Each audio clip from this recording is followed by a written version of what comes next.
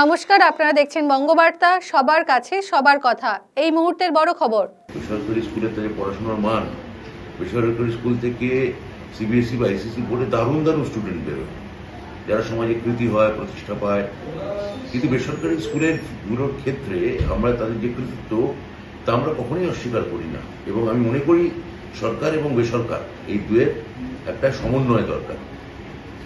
Private নার্সিংহোমের ক্ষেত্রে যেমন মাননীয় মুখ্যমন্ত্রী আমরা দেখতে পেয়েছি, তার অধীনে স্বাস্থ্য দপ্তর এটাকে যথেষ্ট এটা নিয়ে মাথা ঘামিয়েছে, চর্চা করেছে, এবং যে প্রাইভেট নার্সিংহোমগুলোর ক্ষেত্রে যে অস্বাভাবিক বিল করা, ভর্তির ক্ষেত্রে যথেচ্ছাচার, নানা রকম স্বজন পোষণ,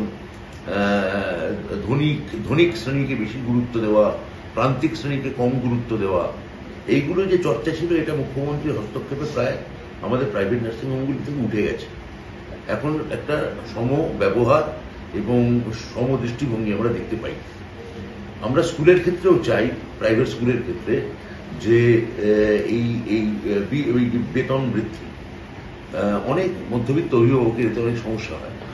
প্রচুর মধ্যবিত্ত অভিভাবক এই হঠাৎ করে বেতন বৃদ্ধি হলে তিনি তো মাসের শুরুতে একটা পরিকল্পনা করে রাখেন যে ছেলে মেয়ে ভর্তির জন্য তার এই খরচা আছে।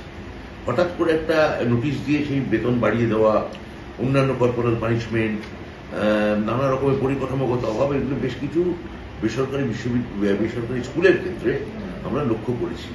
মাননীয় মুখ্যমন্ত্রীর সঙ্গে আলোচনা এবং নির্দেশ করে তাই আমরা একটা এই বিষয়ে বিল আনতে চাই। সেটা মাননীয় মুখ্যমন্ত্রীর অনুমোদনে আছে, বিবেচনাধীন আছে। আশা করছি এটা আমরা খুব তাড়াতাড়ি আমরা এটা বিধানসভায় পাশ করাতে পারবো।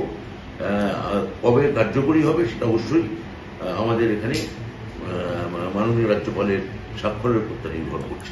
দেখতে থাকুন বঙ্গবার্তা, সবার কাছে সবার কথা।